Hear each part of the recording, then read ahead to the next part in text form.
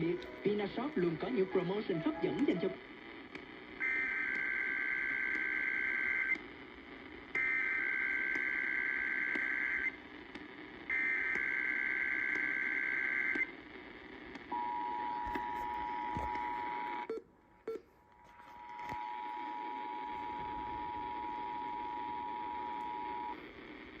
The civil authorities have issued a required weekly test for all of Alabama, all of Arkansas, all of Iowa, all of Illinois, all of Kansas, all of Louisiana, all of Minnesota, all of Missouri, all of Mississippi, all of North Dakota, all of Nebraska, all of Oklahoma, all of South Dakota, all of Tennessee, all of Texas, and all of Wisconsin beginning at 11 a.m. and ending at 12 p.m.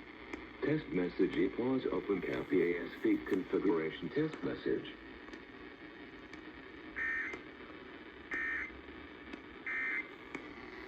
từ giờ 2 giờ sáng.